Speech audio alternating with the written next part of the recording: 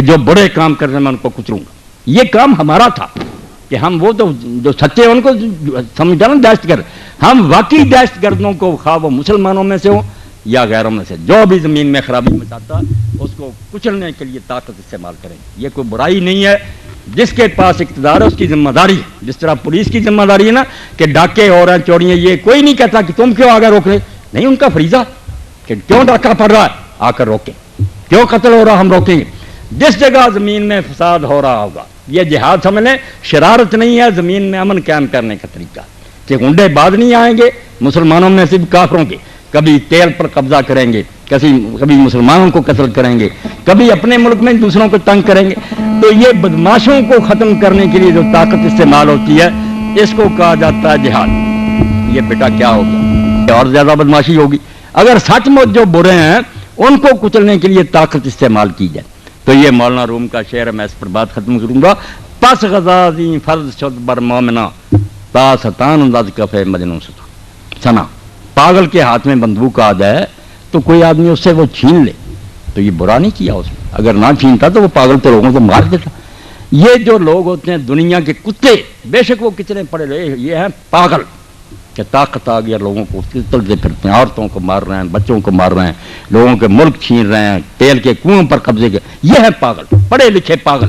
اب ان پاگلوں کو درست کرنے کا علاج کیا ہے؟ جہاد. جہاد فساد نہیں ہے, صرف ان بدماشوں سے بندوق چھین لی جاتی ہے. پھر وہ ہندو رہیں عیسائی رہیں کچھ نہیں کہیں, مذہب میں ہم نہیں دخل دیں گے. گرجے بنائیں, مندر بنائیں, پوجا پاٹ کریں, ہم امن دیں گے ان کو. بلکہ اتنا امن کہ مسلمانوں کو اتنا امن نہیں ہم دیتے جتنا ان ذمیوں کو دیتے ہیں. ذمی جو مسلمانوں کے رئیس بن جاتا ہے ہندو سے عیسائی, کیا نام ہے اس کا؟ ذمی. اس کو ذمہ دے دیا ہم نے, ذمہ دار ہو گئے ہم کہ اب تم آرام سے رہو, ہم گارنٹی دیتے ہیں, ہم مسلمان کلمہ گو تیرے محافظ ہیں. اور حضور صلی اللہ علیہ وسلم نے اس بارے میں فرمایا کہ 3 گروہ ایسے ہیں جن کے خلاف دن قیامت کے میں مدعی بنوں. حضور کیس لڑیں گے امتیوں کے خلاف. ان میں سے ایک وہ ٹولہ ہے جو مسلمان علاقے میں رہنے والے یہود, نصارہ, ہندو, سکھ, جن کو ہم نے یہ دے دیا تھا کہ تم ہماری رئیس بن جاؤ, ہم تمہارے محافظ. ان ذمیوں سے جس نے بدسلوکی کی, اللہ اکبر, حضور نے کہا میں مقدمہ لڑوں گا اس کے خلاف کہ ظالم, میرا نام دے کر تم نے انہیں اپنے ملک میں رکھا تھا کہ اللہ رسول کا وعدہ, ہم تم نے ان سے بدسلوک, وہ ہماری مسجدیں گرا دیں, مسلمانوں کو گجرات میں قتل کریں. ہم نہیں یہ کر سکتے, یہاں نہیں کر سکتے, بالکل غلط بات. ہم یہاں کے ہندوؤں کو ماریں, ان کے مندر گرا دیں, ظالم ہوں گے وہ کافر جو مرضی کا. ہم نہیں کر سکتے, ہم رسول اللہ کی امتی ہیں, یہ ہماری ریت ہے.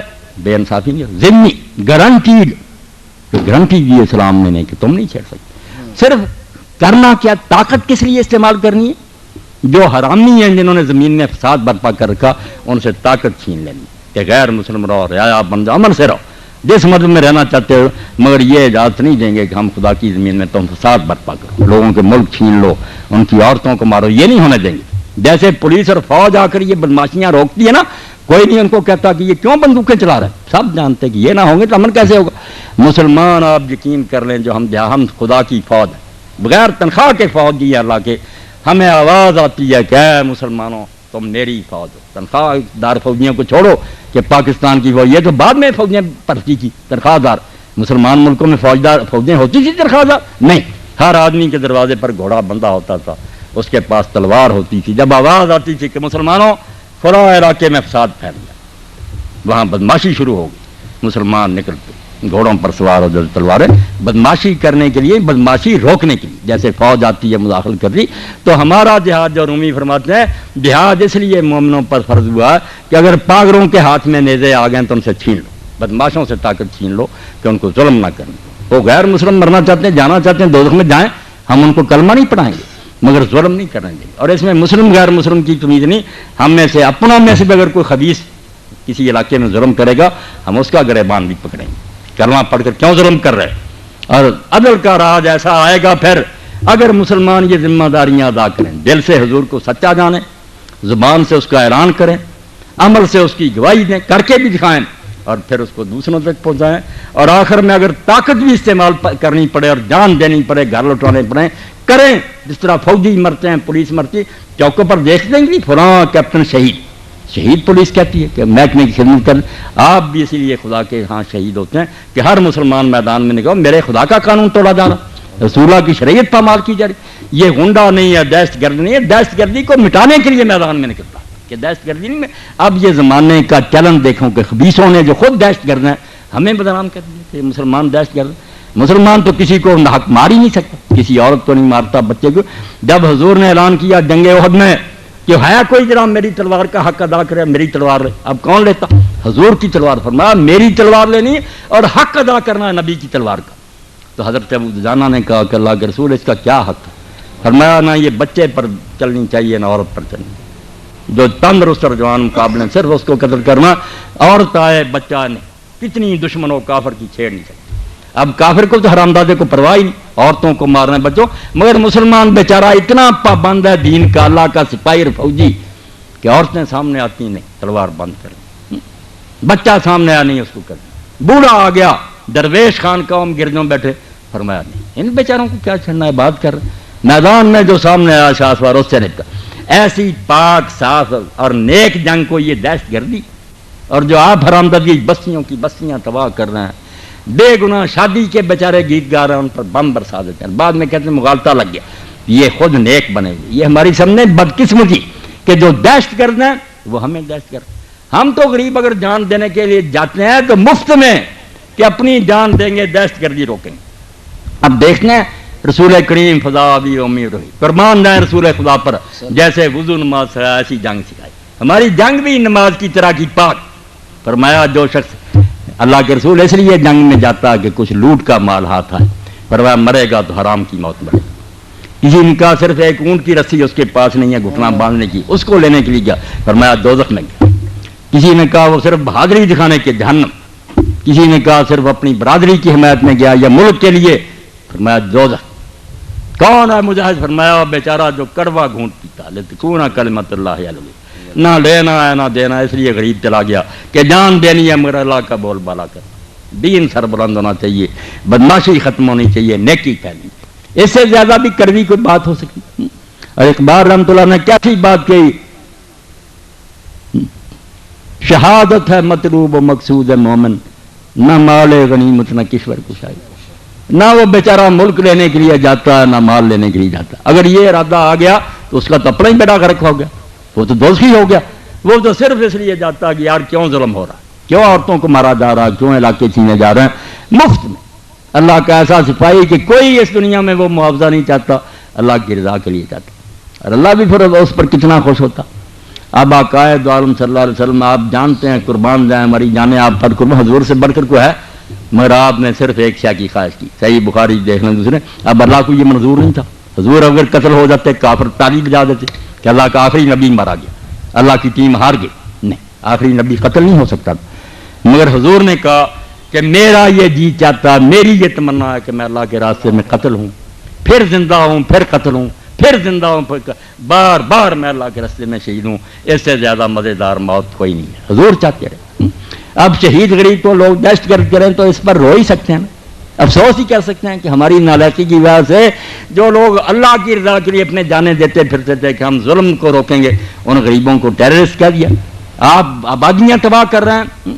آپ کے کارنامے تو ابھی تک وہاں جاپان میں موجود ہیں. جس نے بم چلائے تھے وہاں ہیروشیما اور ناگا سے، آج تک وہاں لاکھوں مر گئے، بچے پیدا ہو رہے ہیں معذور. آپ نے تو وہ کارنامے کیے، بے گناہوں پر بم پھینکے، اور ہمیں کہتے ہیں مسلمان دہشت گرد ہے.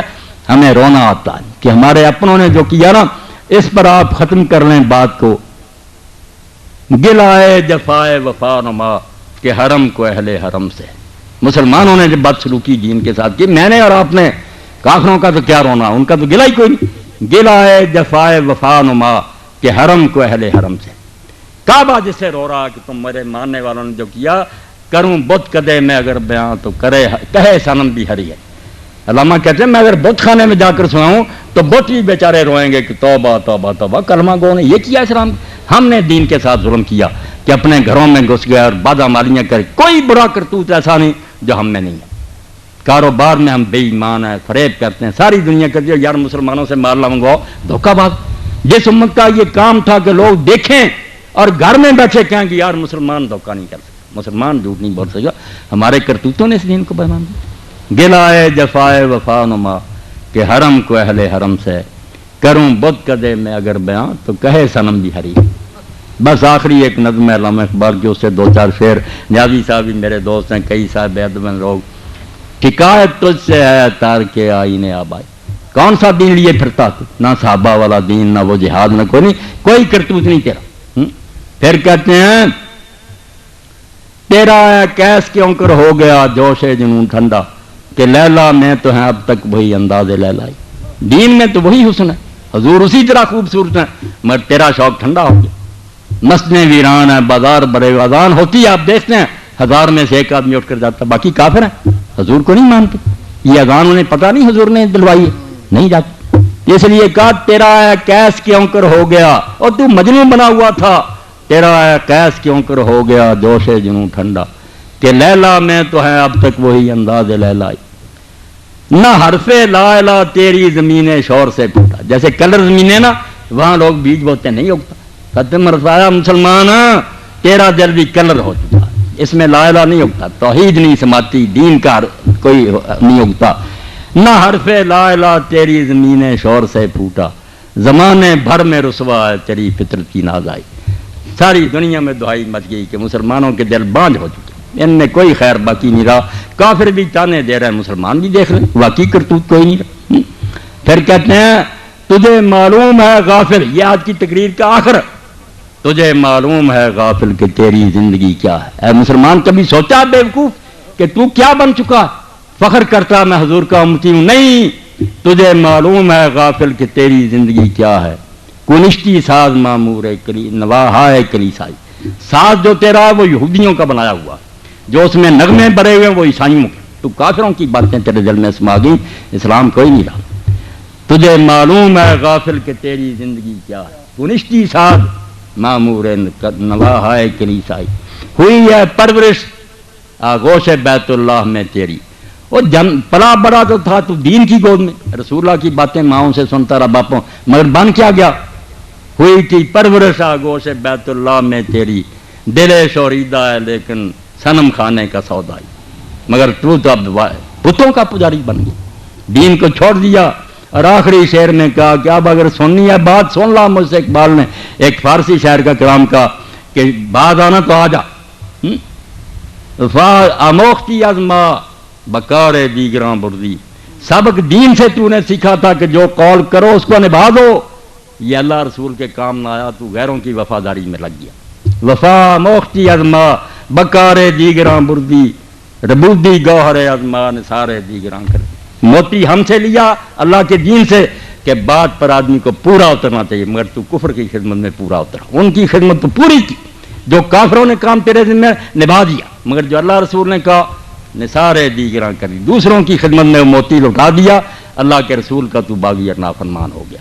تو میں آپ سب حضرات کا شکر گزار ہوں، میاں عبد الواحد کا بھی شکر گزار ہوں. اللہ انہیں پھر یہ توفیق دیتا رہے اور مجھے اور آپ لوگوں کو بھی توفیق دیتا رہے.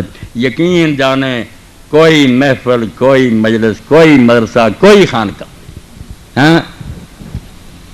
جہاں اللہ کے رسول کی بات ہوتی اس سے بڑھ کر کوئی محفل خوش قسمت نہیں. ساری محفلیں بے رونق ہیں، ویران ہیں. خوشا مسجد و مدرسہ خانقاہ کہ در و قیل و قال محمد. جہاں حضور کی بات ہوگی یقین جانے آپ نے آب حیات پی لیا، خضر کی طرح کی زندگی مل گئی، اب نہیں موت آئی. اب قرآن حدیث نہیں سنیں گے آپ مردہ کھاتے پیتے پھریں، سوٹٹ بوٹٹ پھریں، کچھ نہیں. دین کے لحاظ سے آپ بالکل مردہ لاش ہیں.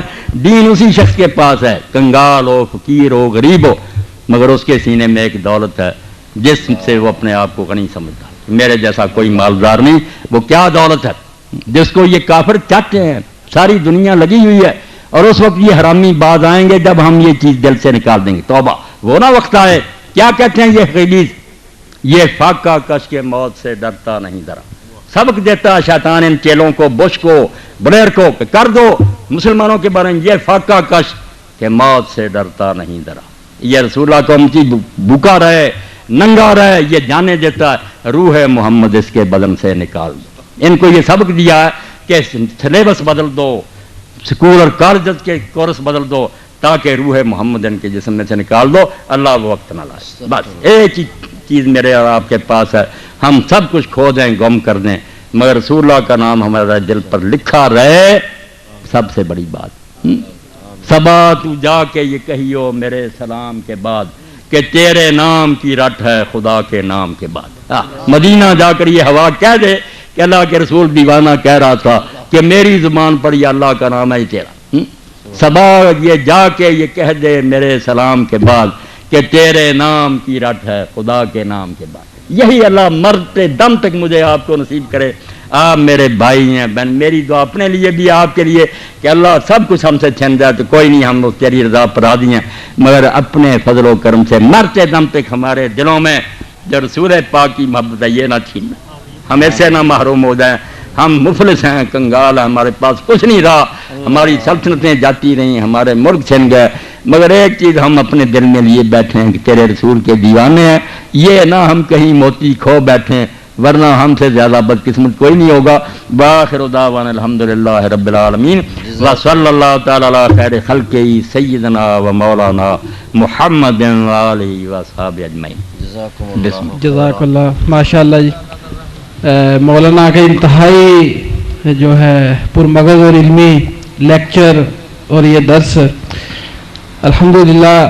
مولانا کے جو بہت کم درس ایسے سنے جس میں مولانا نے ایسے بہترین طریقے سے اور عام فہم طریقے سے لوگوں تک علم پہنچایا. ہم مولانا کے بڑے شکر گزار ہیں. مولانا آپ کے درس سے متعلقہ کچھ سوالات یہاں پر آئے ہیں. ایک صاحب نے لکھا، حضرت آپ نے فرمایا کہ شیعہ بھی مسلمان ہے. ہمارے استاد صاحب فرماتے ہیں کہ شیعوں کا کلمہ اور ہے، پھر وہ صحابہ کرام کو معیار حق بھی نہیں مانتے اور نماز بھی اور طرح پڑھتے ہیں. کچھ لوگ کہتے ہیں کہ شیعہ حضرات صرف 3 نمازیں پڑھتے ہیں، وضاحت کر دیں. یہ ایسی باتیں ہیں جو بہت وقت چاہتی ہیں. میں نے جو اصولی باتیں کہی تھی ان پر سارے دوستوں کو توجہ مرکوز کرنی، ذہن میں اس کو بٹھاتے ہیں کہ جب کوئی یہ بات مانتا نا کہ اب حضور کے بعد کوئی مرکز ہدایت نہیں آئے گا، 2 دین ہم لیں گے نہ حضور سے لیں گے، وہ مسلم ہے، اس کو کافر نہیں کہہ سکتے. اب رسول کریم علیہ السلام اس دنیا میں ہمارے سامنے نہیں ہے کہ ہم آپ سے مسئلہ طے کرا دیں. کتابیں جو ہم تک پہنچی ہیں اس میں لوگوں نے بہت مختلف قسم کی رپورٹیں لکھی ہیں. کتابیں سب گروہوں کے پاس ایسی ہیں، بڑی بڑی ہیں، عالموں نے لکھی ہیں، پرہیزگاروں نے لکھی ہیں. ایک طرف ایسی ہسٹری ہے جس میں لوگوں کے ظلم ہی لکھے ہیں جن کو ہم صحابہ کرام کہتے ہیں. میں اور آپ تو چونکہ سنیوں میں پیدا ہوئے، ہمارے دلوں میں تو ان کی حقیقت ہے، ہم سمجھتے ہیں کہ ان کو برا کیوں کہ، مگر آپ ذرا اگر صبر کر کے حوصلہ سے کام لے کر کتابیں دیکھیں ان کی بھی، اور اپنی کتابوں میں جو نشاندہی کرتے ہیں ان کو ذرا دیکھیں اور تھوڑا سا یہ سوچیں کہ بھئی ان کی بات بھی تو کوئی سوچنی چاہیے. پھر میں اس وقت بیان نہیں کروں گا کیونکہ پھر بات پھیل جائے گی، کوئی بدمزگی ہو جائے گی. آپ خود کہیں گے کہ یار وہ بھی معذور ہے، اگر ایسے سلوک انہوں نے کیے حضور کی اولاد سے تو کیوں ان کو پھر نیک کہا. اب وہ بیان کرنے کی باتیں نہیں کہ ان کو کھولا جائے، پھر تو شیعہ سنی بحث چھڑ جائے گی. صرف بات یہ کہ جو کسی غریب کو پہنچا نا، وہ نہیں کہتا کہ میں حضور کو نہیں مانتے گا، حضور سے پہنچا یہ لگا. ہمیں یہ پہنچا حضور یہاں ہاتھ باندھتے تھے، ہم اہل حدیث یہ باندھنے لگے. حنفی حضرات کو پہنچا کہ ناف کے نیچے بات، کتابوں میں سب باتیں ہیں، کوئی نہیں کہہ سکتا کہ یہ ناف تلے نہیں لکھا یا سینے پر ہی لکھا. اب جس کو جس پر تسلی ہو جاتی ہے کہ میرے خیال میں یہ بات زیادہ درست ہے اس پر عمل کرتا وہ یہی سمجھ کر ہے کہ ہدایت حضور سے لے لی. اب شیعہ حضرات نے دیکھا ان کی بات چھوڑیں، نماز کی بات. اب میں اپنی کتابوں کی بات کرتا ہوں، اگر کسی نے پڑھا ہے تو مصنف ابن ابی شیبہ دیکھے، یہ سب لوگ امام بخاری اور مسلم کے استاد تھے، ان سے پہلے انہوں نے کتابیں لکھی. اس میں الگ باب ہے کہ ان لوگوں کا بیان جو نماز ہاتھ چھوڑ کر پڑھتے. اب اس میں کون آدمی آتا؟ یہ ہم صحابہ کے عاشق کیا کدھر جائیں گے پھر کہ عبداللہ ابن زبیر رسول اللہ کی پھوپھی کے بیٹے ہیں، یہ عبداللہ ان کا بیٹا ہے اور حضرت ابوبکر صدیق کا نواسا، ہاتھ چھوڑ کر نماز پڑھتا تھا، اتنا بڑا صحابی رسول. اور مدینہ منورہ میں، کوفہ میں، بصرہ میں یہ جتنے ہمارے امام ہیں ان کے جو استاد تھے صحابہ کے بعد ان کو تابعین، مدینہ میں جائیں امام سعید ابن مسیب جن کو سید التابعین کا، صحابہ کے بعد سب سے ہاتھ چھوڑ کر نماز پڑھتے. ہماری سنیوں کی کتابوں میں ہم بصرہ میں جاتے ہیں، حسن بصری اور محمد ابن سیرین یہ ہاتھ چھوڑ کر پڑھتے. مکہ میں یا کوفہ میں آتے ابو حنیفہ رحمۃ اللہ علیہ کے استاد دادا ابراہیم نخعی، یہ ہماری کتاب میں. اب کون سی نماز شیعوں کی رگ ہاتھ چھوڑ کر پڑھتے اور کیا ظلم کرتے؟ کوئی بات نہیں، ہماری کتاب میں گواہی دیتی یہ نماز پڑھنے والے بھی صحابی تھے، بڑے بڑے تابعین. اور کوئی بات بتائیں. یہ کلمے کی کیا بات ہے؟ کلمے کی کوئی بات نہیں، یہ بھی انہوں پڑھ مولویوں نے بات بنا رکھی ہے، جو کلمہ ہم پڑھتے ہیں ناراض نہ ہونا، آپ بات چل پڑی ہے، یہ کہاں قرآن میں لا الہ الا اللہ محمد رسول اللہ کو دکھایا مجھے قرآن میں، حدیث رسول میں دکھائے، کہیں یہ کلمہ طیبہ نہیں، یہ دو الگ الگ کلمے ہیں، بالکل ٹھیک ہے، لا الہ کہیں لکھا ہے، محمد ہم نے جوڑ لیے، حضور نے تو جو کلمہ بنایا وہ شیعوں اور سنیوں کا ایک ہے، کلمہ شہادت، حضور وہ پڑھاتے تھے، اشہد ان لا الہ الا اللہ وحدہ لا شریک لہ واشہد ان محمد عبدہ ورسولہ، وہ ہے کلمہ، یہ ہمیں دو جمع کیے، انہوں نے ایک تیسرا بھی اکٹھا کر لیا، اگر کوئی چوتھا بھی کر لے کہ ساتھ ہی کہ ابو بکر صدیق عمر فاروق، کچھ بھی نہیں بگڑتا، نیک باتیں اکٹھی کرتے ہیں، یہ کوئی اسلام کے کلمے نہیں، نہ کوئی دین ایسے بگڑتا ہے، اچھی باتیں ہیں جو اکٹھی کرتے ہیں آپ، عثمان ذو النورین کر لیں آپ بھی کلمہ، یہ کریں، یہ کلمہ کوئی نہیں ہے، یہ کلمہ طیبہ، آپ بھی حیران ہوں گے، کسی آیت میں نہیں اس طرح بنا بنایا آیا، کسی حدیث میں نہیں، دو الگ الگ چیزوں کو لے کر ہم نے اکٹھا کر دیا، انہوں نے بھی اگر کہہ دیا علی ولی اللہ تو ہم بھی مانتے ہیں کہ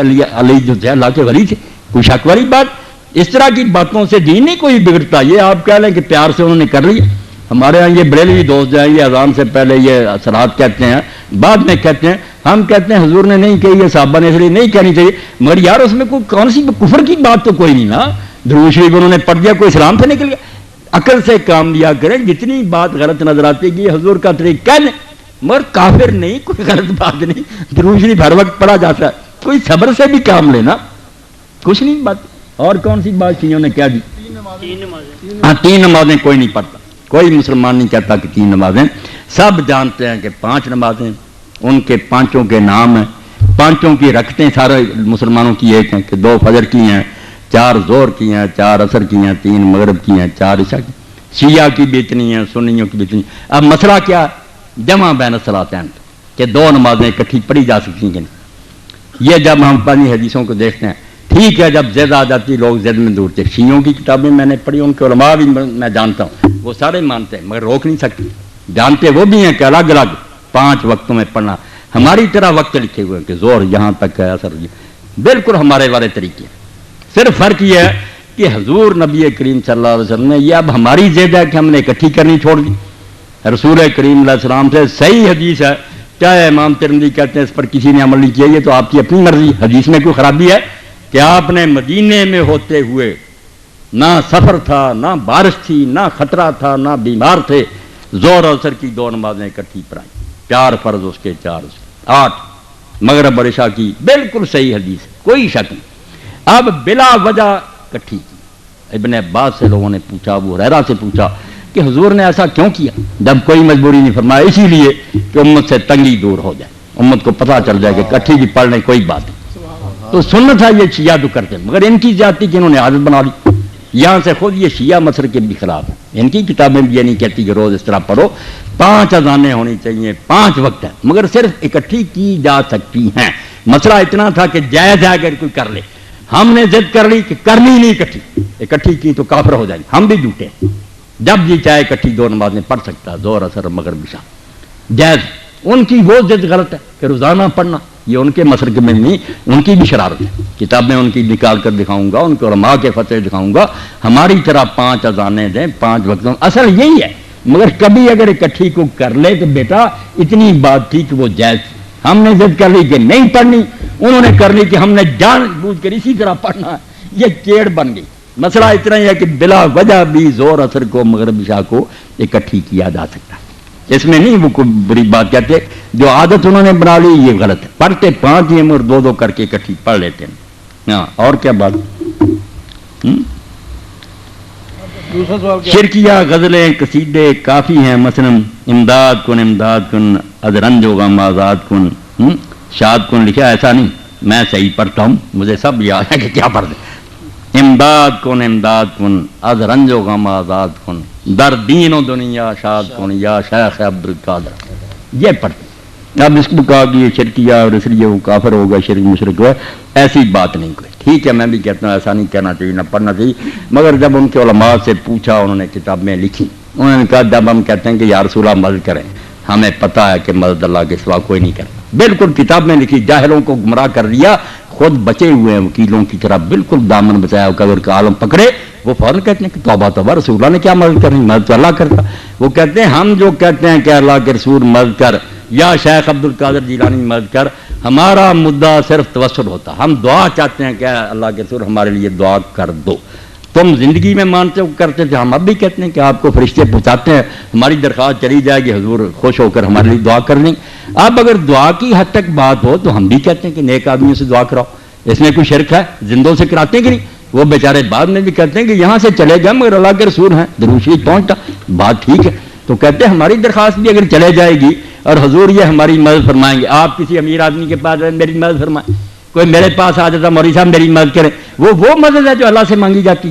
کوئی خیال کیا کرے نا، وہ مدد وہی ہے جو بندے ایک دوسرے سے مانگیں. یہ رسول اللہ سے مدد، بزرگوں سے مدد، ان کے علماء کہتے ہیں کہ ہم اتنا ہی مانتے ہیں کہ آپ ہمارے لیے اللہ سے دعا کریں. اگر بات اتنی ہے کہ اس کو ہم کفر شرک نہیں کہہ سکتے، یہ الگ بات ہے کہ ہم کہیں گے یار موت کے بعد اس کا ثبوت نہیں ملتا کہ صحابہ نے کبھی ایسا. یہ بحثیں ہوتی رہیں گی مگر کافر مشرک کوئی نہیں ہوگا. یہ دل پر لکھ دیں کہ ان باتوں سے کوئی نہیں کافر مشرک ہوتا. یہ لوگوں نے بات کو طول دے دیا، بات کو لمبا کر دیا، ایسی نہیں بات. اور کیا کوئی بات ہے پوچھو. کافر والی بات آپ کوئی لائیں، کافر نہیں، بالکل ان گھروں میں سے ایک میں بھی کفر کی بات ہے، غلطی ہو سکتی، ہم کہیں گے اس کا یہ خیال نہیں درست. ہاں کیا حضرت امام ابو حنیفہ رحمۃ اللہ علیہ امام اعظم ضعیف الحدیث ہیں؟ یہ میرے کسی دوست نے لکھ کر دیا. ٹھیک، امام اعظم. اب یہ میرے اہل حدیث دوست جو ہے نا، یہ کبھی کبھی یہ شرارت کرتے ہیں کہ امام اعظم تو رسول اللہ، ابو حنیفہ کو کیا امام اعظم کہتے ہیں. یہ وہ لوگ ہیں جو روزانہ لکھتے ہیں کہ قاری عبدالحفیظ صاحب خطیب اعظم، خطیب اعظم. بھائی رسول اللہ سے مقابلہ کیا، عقل کے اندھو. اب جب آپ نے اس کو کہا خطیب اعظم تو یہی ہے کہ یہ شہر کے بڑے خطیب ہیں یا اس وقت دنیا کے بڑے خطیب. رسول اللہ کا ذکر کہاں درمیان میں آ گیا؟ رسول اللہ کو تو مانتی ہے کہ ان کو تو زیر بحث ہی نہیں لانا چاہیے، وہ تو امام اعظم ہیں ہی، نبیوں کے بھی امام. یہ بات تو عالموں کی ہو رہی ہے کہ جو امام ابو حنیفہ کے زمانے میں امام تھے، مالک، شافعی، احمد، ابو حنیفہ، ان میں سے ان لوگوں نے سمجھا کہ ہمارے علم میں یہ ان میں سے امام اعظم ہے، بڑے امام. یہ خیال آپ بھی کہتے ہیں یہ قائد اعظم ہے. قائد اعظم رسول اللہ نہیں، حقیقت تو سب سے بڑے رہنما تو وہ ہیں. مگر پاکستان میں بھائی ہمارے جو تھے سیاسی لیڈر وہ قائد اعظم حملہ علی جناب حضور کو خام خواہ درمیان میں کسی لاتے ہیں شرارت کے طور پر. کوئی حنفی غریب نہیں کہتا کہ ابو حنیفہ حضور سے بڑے امام ہے. توبہ توبہ کہہ سکتے، حضور کے تو ادنا امتی ہیں، رسول اللہ کا نہیں مقابلہ، امت کے عالموں کا مقابلہ. تو اگر کوئی کہتا شافعی کہ ہمارے خیال میں امام شافعی امام اعظم کہتا رہے، اس کا حسنہ دان، ہم اس کو کوئی دان تو نہیں لگا. کوئی حنفی کہتا ابو حنیفہ امام. اور یہ ضعیف الحدیث کی بات بھی ہے کہ حدیث میں ضعیف. امام صاحب کے علم اور زود اور تقوی پر کسی نے اعتراض نہیں کیا. بڑے بڑے ان کے دشمن مانا کہ یہ تو بات سچ ہے، پرہیزگار تھے، نیک تھے، عالم تھے بہت. صرف یہ بعض لوگوں نے کہا کہ حدیث کے یاد رکھنے میں ان کے حافظ میں کمزوری تھی. کئی مرتبہ ایک حدیث شروع کرتے تھے، دوسری حدیث گڑبڑ ہو جاتی تھی. ذوق جو ہے نا حفظ کے میں تھا حدیث کے بارے میں. یہ بھی کچھ لوگوں کا خیال، کچھ لوگ کہتے نہیں ہم نے تو حدیث میں انہوں نے سکھا پایا. باقی جو ہے نا دیکھنے کی بات. جیسے ایک زمانے میں کسی نے مودودی صاحب سے کہا کہ آپ نے کہاں سے پڑھا؟ مودودی صاحب رحمۃ اللہ نے کہا میرا کام چھپا ہوا نہیں ہے، چھپا ہوا. اس لیے میری سند کیا پوچھے، چھپا ہوا جو میرے نا دفتر ان سے پڑھ کر اندازہ کرو کہ مجھے کچھ آتا ہی نہیں. ابو حنیفہ کی فقہ کوئی آدمی پڑھے پتہ چل جاتا ہے کہ اس بیچارے کو کچھ آتا ہے. میں بیچارہ کہتا ہوں ورنہ میرا یقین ہے کہ اس پائے کا کوئی فقہ پیدا نہیں. ناراض نہ ہونا، بے شک کہہ رہے حدیثوں میں سے میں مجھے گن نہیں، میں نے ان کی فقہ پڑھی، ان کے مسائل دیکھے. یہ جیسے کہہ دیتے ہیں حقیقت الفقہ لکھ دی. اب میں نے اس پر جو تبصرہ کیا، یہ تازہ چھپائی سرور اعظم صاحب نے، پرانی چیز شرارت کے طور پر چھاپ دی کہ 500 مسئلہ فقہ کا غرض ہے.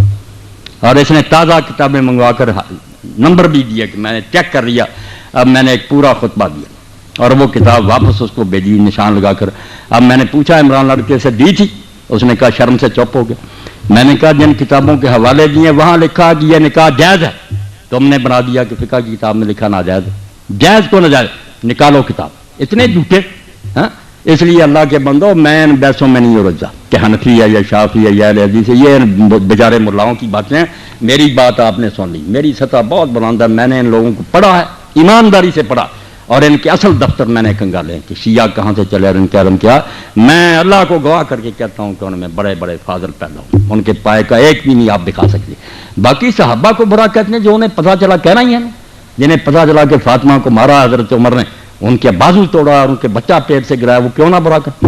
اب یہ صحیح ہے یہ غلط روتے رہے آپ، کتابوں میں لکھا، آپ کہیں گے اس کی سند ضعیف ہے، وہ کہتے ہیں کہ ہمیں اعتبار کتابوں میں راویوں نے میرے بھائیوں لکھ لیا سب کچھ، اب شیعہ اس سے جان نہیں چھڑا سکتے. وہ کہتے ہیں وہی عمر ہے جس نے حضور کو کاغذ قلم نہیں دیا. آپ نے آخر وقت کہا لاؤ میں تحریر لکھ دوں، نکالو. وہ کہتے ہیں اپنی بخاری 6 جگہ لکھا. اللہ کے نبی نے آخر وقت کہا لیاؤ سامان، میں ایسی چیز لکھوا دوں میرے بعد گمراہ نہ ہو. کس نے اٹھ کر کہا کہ ہم نہیں لکھوائیں؟ حضرت عمر نے کہا کہ قرآن کافی ہے، ہمیں نہیں حضور کی تحریر چاہیے. کہتے ہیں اس کو کہتے ہیں حضرت اللہ کے رسول کی وصیت نہیں لکھنے دی. اب بات ذرا نہ آپ کھلوائیں، بس جو بات آپ کو سمجھا دی نا کہ ہر شخص بیچارہ پھنسا ہوا، وہ کچھ نہیں غریب کر سکتا.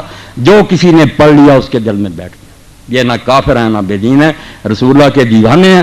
اب جن غریبوں کو سمجھ آئی کہ انہوں نے حضور کے خاندان سے بعد میں بڑا ظلم کیا، بی بی فاطمہ روتی ہے ان کے ہاتھ سے مری، وہ کیوں نہ برا کہیں ابو بکر اور عمر کو؟ جن کو پتا چلا نہیں وہ تو اچھا سلوک کرتے وہ غریب کہتے ہیں ان کی عزت کریں.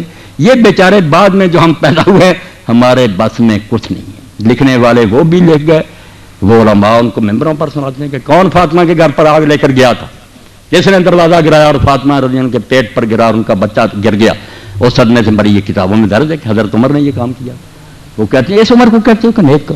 اب جو یہ سنیں گا آپ دل پر آسرا کہ وہ گالیاں نہیں دے گا اور کیا کریں. آپ کے علماء کریں گے یار یہ جھوٹی کہانیاں، وہ بھی سنی بات کہیں گے جھوٹی. موقع پر نہ وہ تھے نہ یہ تھے، لکھنے والوں نے ظلم بھی لکھ دیے، لکھنے والوں نے ان کے عدل بھی لکھ دی.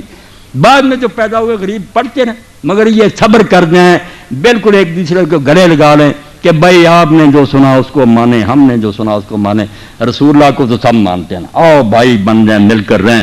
وہ بندے اچھے تھے یہ برے تھے، اللہ فیصلہ کرے گا. اس پر آ جائیں انشاءاللہ نا یہود نصارہ کچلے جائیں گے. اور اگر آپ نے یہ بحثیں چھڑی رکھی کوئی عالم مناظرے سے انہیں ختم نہیں کر سکتا. آپ آج سن لیں، میرا یہ ریکارڈ پہنچا دے، دیوبندی ہو بریلوی ہو شیعہ میدان میں آئے، مجھے بھیجا انٹرنیٹ پر، یہ سارے گروہ بیٹھ لیں، میں اکیلا ہی ہوں گا، منوا دوں گا کہ سارے اپنی اپنی ذات پر سچی. یہ کتابیں نکال لو.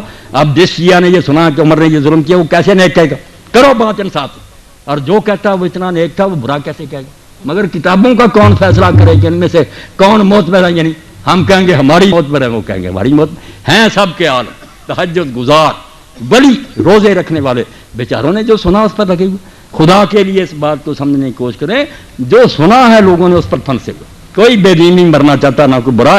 باقی جو پیٹ کی خاطر لڑا رہا ہے نا ذاکر وغیرہ اور ادھر ہمارے ملا، یہ تو بیچارے ان کا دھندا ہے، ان کی بات نہیں. عالم اگر کھوائے وہ سامنے آئے، میں اس سے بات کروں گا. کیا نکالو اپنی کتابیں. یہ ہدایہ سے بڑی کوئی کتاب آپ کی ہے؟ کیوں اس میں لکھا ہے کہ شیعوں کے ساتھ رشتہ داری جائز ہے؟ کیوں ان کے لکھا ہے کہ ان کے پیچھے نماز جائز؟ یہ شامی نکال لیں آپ، صاف لکھا کہ جو مفتی محمد شفیع رحمۃ اللہ علیہ دیوبندی، یہ تقی عثمانی کے والد سے امداد المفتی جی نکال. اس میں جب لوگوں نے پوچھا کہ شیعوں سے رشتہ داری، انہوں نے کہا جو گاڑیاں بھی دیتے ہیں حضرت ابوبکر عمر کو ان کو کوئی کافر نہیں کہہ سکتا. اور لکھا کہ جو خلاصہ الفقہاء میں لکھا کہ یہ کافر ہے، قول مخالف للاجماع. یہ خود مفتی محمد شفیع صاحب نے کہ بالکل ردی قول ہے، گالیاں دینے سے کوئی کافر نہیں ہوتا. ایک بےہودگی کہہ سکتے ہیں، کافر کیسے ہوگا؟ کافر ہوگا کوئی کمبخت جب یہ کہہ دے گا کہ اب میں محمد رسول اللہ کو نبی نہیں مانتا. یہ کلمہ پڑھ کر اسلام میں آیا تھا، نہ ابو بکر کا کلمہ پڑھ کر آیا تھا، نہ علی کا آیا تھا. یہ بعد میں آئے، حضور کا کلمہ پڑھا تھا. جس کمبخت نے اس میں شک ظاہر کر لیا نا کہ اب مجھے یقین نہیں رہا، میں نہیں آپ کو نبی مانتا، کافر ہوگا. صرف وہ حرامی ہوگا، باقی کافر نہیں ہوگا جتنا چاہے مناظرہ کرے. کافر کس سے ہو گیا؟ وہ رسول اللہ کو نہیں مانتا. نبی رسول اللہ یا علی نبی، ابو بکر نبی؟ یہ نبی نہیں ہے، نبی کی امتی. حضور کو ماننا دین ہے، آپ کو ماننے سے نہ ہٹ جائے. بس اس کو قابو رکھے، پھر کوئی بات نہیں، جو سنی ہے بات سنتے رہو. آپ خود ہی صحابہ اللہ کو دیکھو گے، رسول اللہ کو نہ چھوڑ دینا معاذ اللہ، اس سے نہ قدم پھسلنا ہے. جزاک اللہ جی. اب آخر میں یہ اعلان ہے کہ کر دیں حضرت مولانا اسحاق صاحب جامعہ مسجد محمدی کریمیہ کے خطیب بھی ہیں. یہ محلہ جیلانی پورہ گلی نمبر 1 جال خانہ والا سکھیانہ روڈ پر واقع ہے. حضرت مولانا کے خطبہ جمعۃ المبارک 18/6/2004 اور خطبہ جمعۃ المبارک 25/6/2004 الائڈ اسپتال میں CPC روم میں ڈاکٹرز کو خطاب 26/6/2004 اور سرینا ہوٹل کے ہال میں ڈاکٹرز کو خطاب 27/6/2004. ان تمام پروگرام کی CDs جو یہ صاحب CDs بنا رہے ہیں ان کے پاس آپ کو مل سکتی ہے، یا آپ ان کے پاس جمعہ کے دن مسجد سے لے سکتے ہیں، یا جس کسی نے لینی ہے وہ ابھی ان سے رابطہ کر سکتا ہے. اب آخر میں ناظم یونین کونسل سے یہ گزارش کروں گا کہ وہ اپنے معزز مہمانوں کا شکریہ ادا کریں.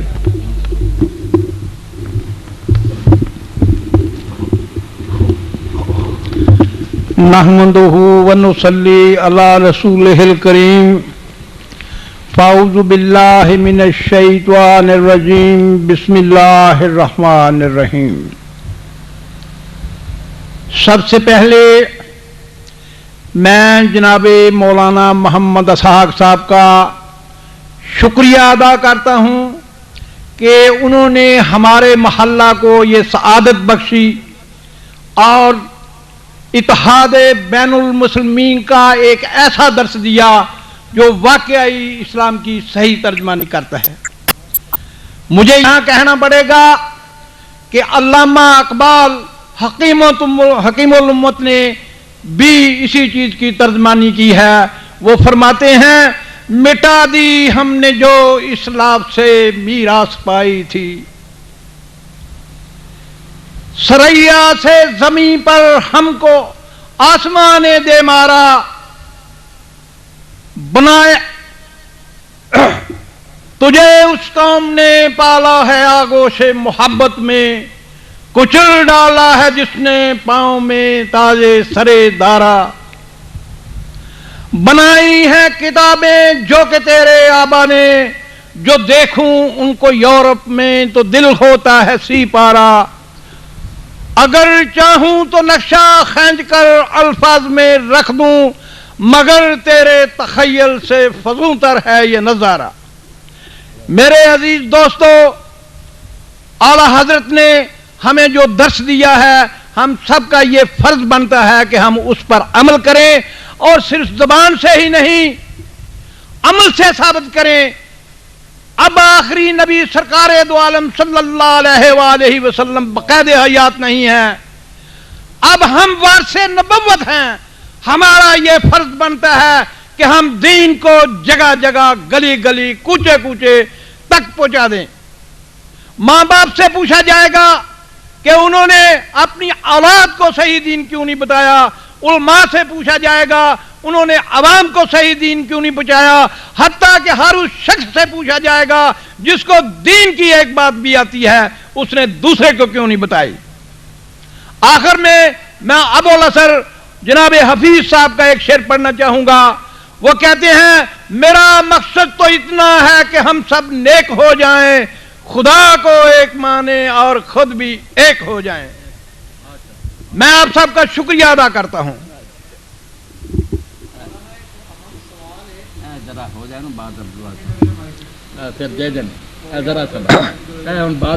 میں آپ سب کا شکریہ ادا کرتا ہوں کہ آپ اپنی گناگو مصیبات کو سے فارغ ہو کر یہاں پر تشریف لائے، اور یہ آپ کی بہت بڑی مہربانی ہے.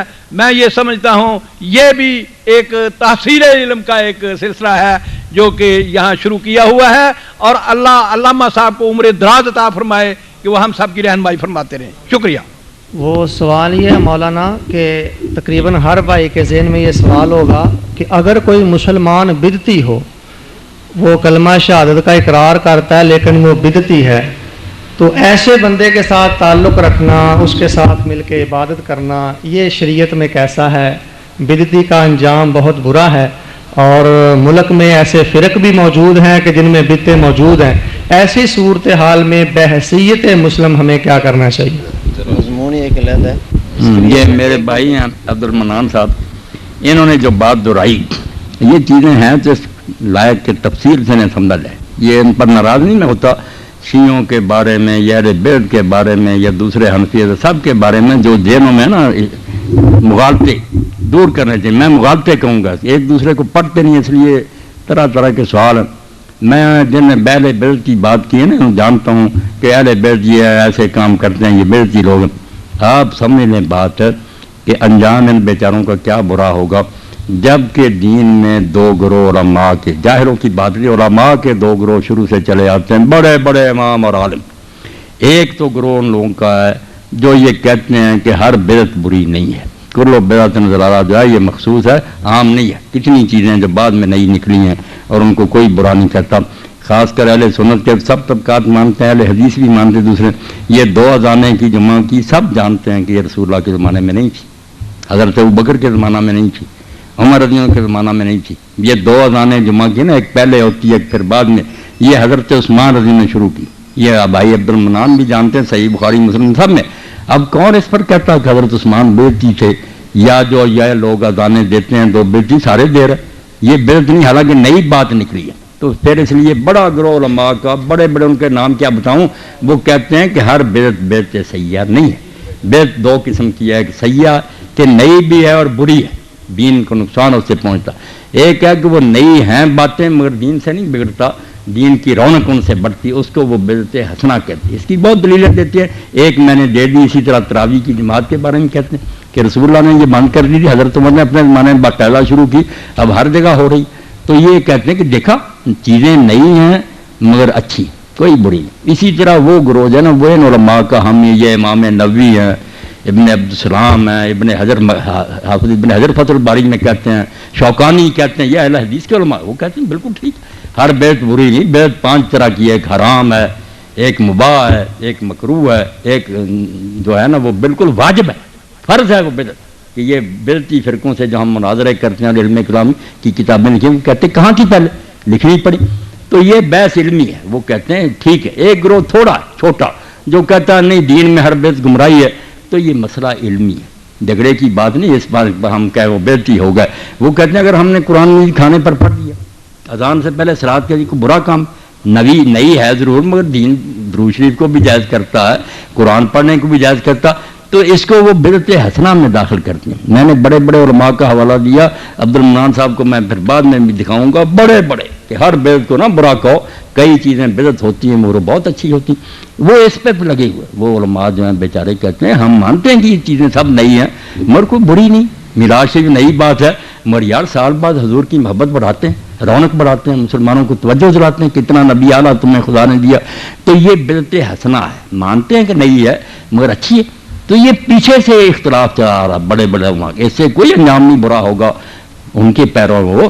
بلکہ امام ابن تیمیہ جن کو جانتے ہیں عبد المنان صاحب کے، ہمارے بہت بڑے علماء میں سے، انہوں نے خود یہ کہا اقتداء الصراط المستقیم میں کہ یہ لوگ بدعت جو کرتے ہیں وہ ان کے خلاف ہی تھے، مگر انہوں نے کہا آپ کو پتہ ہونا چاہیے کہ اللہ تعالیٰ ان کی نیت کا ان کو ثواب دے گا، بدعت ہونے کا عذاب ہوگا مگر اس لیے کہ وہ کرتے کیوں، حضور کی محبت میں کرتے ہیں. کہتے ہیں یہ نیت تو بہت اعلیٰ، اس کا ثواب بھی تولا جائے گا.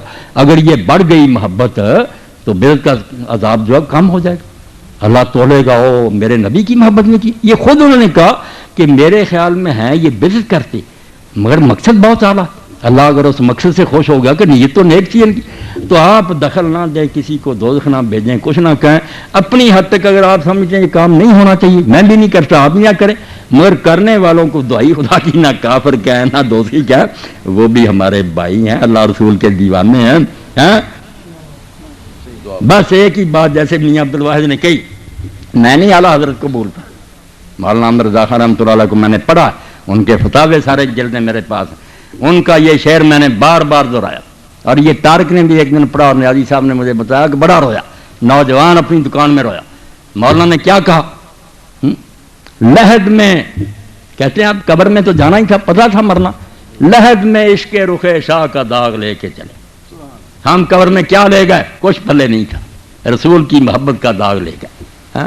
دل پر داغ لگا ہوا تھا، فرشتوں نے دیکھا، لحد میں عشق رخ شاہ کا داغ لے کے چلے، اندھیری رات سنی تھی چراغ لے کے چلے. بھائی کیسے دوزخ میں آپ بیچتے ہیں، مجھے تو حیرانی. اللہ سے ڈر جائیں، کسی کو نہ دوزخی کہیں نہ کافر کہیں. آپ کے علم میں جو بات ہے نا کہ صحیح اس طرح ہونا، آپ بے شک کریں مگر دوسروں کے پیچھے لٹ لے کے نہ جائیں. آپ یہ روایتیں میں پڑھ دوں، نیازی صاحب جیسے ابن ماجہ میں یہ لوگ پڑھ لیتے ہیں کہ بدعتی نہ حج قبول کرے گا، نہ روزہ قبول کرے گا، نہ اس کی توبہ قبول کرے گا. یہ بہت پیش کرتے رہتے ہیں، جو بندی عالم بھی پیش کرتے ہیں، مولانا سرفراز صفدر صاحب یہ بھی کرتے ہیں اہل حدیث. اور میں کہتا ہوں اس موضوع روایت کو پیش کرتے ہیں.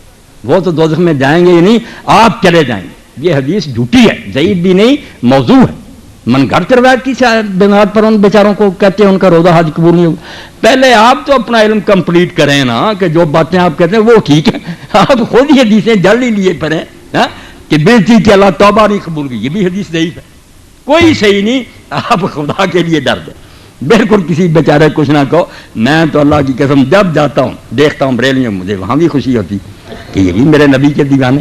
شیعوں کی مسجدوں میں جاتا ہوں ان کے ساتھ بھی پڑھتا ہوں, مجھے کیا تکلیف. وہ اللہ کے رسول کا کلمہ پڑھ, مجھے رسول کی نسبت سب سے پیاری ہے. یہ گوار ہے آپ دن قیامت کے کیا دیں کہ مولوی اسحاق نے کہا تھا میں ہر شے چھوڑ سکتا ہوں مگر اپنے نبی کے نام لینے والے کو نہیں چھوڑ سکتا. مجھے نہیں اس سے ناراضگی, آپ ناراض ہوتے رہے. وہ کسی بزرگ کو نہیں مانتا, نہ مانے, میرے نبی کو مانتا.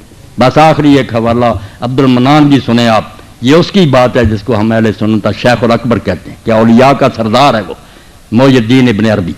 وہ خود لکھتے ہیں لطائف المنن کے کہ میرے جو شیخ تھے پیر شیخ ابو مدین مغربی. اب شیخ ابو مدین مغربی میں سب کو جانتا ہوں نا, ان مولانا کی طرح وہ شیخ عبد القادر جیلانی کے خلیفہ تھے. شیخ عبد القادر جیلانی پیران پیر کے خلیفہ تھے ابو مدین, ان کے مرید تھے شیخ اکبر محی الدین ابن عربی. تو شیخ فرماتے ہیں کہ میں ایک عالم سے ناراض تھا, میرے شہر کا عالم تھا, میں نہیں اس کو اچھا جانتا تھا. کیوں؟ کیونکہ وہ میرے مرشد کے خلاف تھا. وہ شیخ ابو مدین مغربی کو نہیں اچھا کہتا تھا, اس لیے میں اس عالم سے ناراض تھا. مگر ہوا کیا پھر, یہ کسی اور نے نہیں بتایا, خود شیخ اکرم بتایا کہ میں نے خواب میں اللہ کے رسول کو دیکھا اور حضور کو اتنا ناراض پایا کہ اتنا ناراض کبھی نہیں کسی کو دیکھا. حضور نے پوچھا کہ محی الدین تو فلاں عالم سے ناراض ہے, پلے باندھو اس بات کو, نہ رو صحابہ کو نہ کسی کو, نبی کو رو. پوچھا میرے اس عالم سے کیوں ناراض ہے, فرمایا وہ میرے پیر کو اچھا نہیں جانتا. تو محی الدین کہتے ہیں حضور نے رنج سے فرمایا کہ تیرے پیر کو نہیں مانتا, مجھے مانتا یہ نہیں مانتا. اور ظالم تیرے پیر کو ماننا کب سے دین بنا, مجھے مانتا. حیا کر جا کر اس سے معافی مانگ, صبح کر. صبح ہی جا کر شیخ نے اس سے معافی مانگی کہ میرے پیر کو یار مان یا نہ مان وہ تو میرے دل کی بات. نبی تو اللہ نے محمد رسول اللہ کو بھیجا, اگر تو اس کو مانتا بات ختم. اس کو اللہ کے لیے کسی طرح آج دل میں بٹھائے نا, آج کے درس کا خلاصہ کہ رسول اللہ کی بات کریں باقی کو چھوڑیں. جو اچھا نظر آتا ہے جس کو وہ اچھا سمجھے, بسم اللہ ادب کرے. جس کو نہیں اچھا نظر آتا وہ برا کرے. وہ بھی برا اسی لیے کہتا ہے کہ اس کو پتا چلا اس نے حضور سے اچھا سلوک نہیں کیا. صحیح پتا چلا یہ غلط, یہ روتے رہے. کتابوں میں لکھا گیا, اب لوگ بعد میں آنے والے کیا کریں. ہاں آپ صحابہ عدل سناتے رہیں, وہ ان کے ظلم سناتے رہیں. کتابوں میں نکال دوں گا, دونوں طریقے نکال دوں گا. لکھ لیا لکھ دینے والا, بعد والے غریب پدر جائیں, جس کو جس پر اعتبار آ گیا اس پر لگ گیا. شکر کریں کہ کسی کو مانتا ہے یا نہیں مانتا, ایک کو مانتا ہے جس کو اللہ نے آسمان سے بھیجا. وہ کون ہے؟ محمد رسول اللہ صلی اللہ علیہ وسلم. اس کو نہ چھوڑیں اور باتیں آپ ختم کریں. جزاکم اللہ خیر. الحمدللہ رب العالمین والصلاة والسلام علی رسولہ الکریم سیدنا و نبینا و مولانا محمد وعلی آلہ واصحابہ اجمعین. اللہم اغفر للمؤمنین والمؤمنات والمسلمین والمسلمات الاحیاء منهم والاموات. اللہم انصر الاسلام والمسلمین واخذل الکفرۃ والمشرکین. ربنا افرغ علینا صبرا وثبت اقدامنا وانصرنا علی القوم الکافرین. ربنا هب لنا من ازواجنا وذریاتنا قرۃ اعین واجعلنا للمتقین اماما. ربنا اغفر لی ولوالدی وللمؤمنین یوم یقوم الحساب. ربنا اغفر لنا ولاخواننا الذین سبقونا بالایمان ولا تجعل فی قلوبنا غلا للذین آمنوا ربنا انک رؤوف رحیم. وصلی اللہ تعالی علی عبد اللہ ورسولہ خاتم النبیین سیدنا و مولانا محمد وعلی آلہ واصحابہ اجمعین. اللہ آپ سب حضرات کو خوش رکھے, آباد رکھے, اسی طرح یہ رونقیں ہوتی رہیں. دل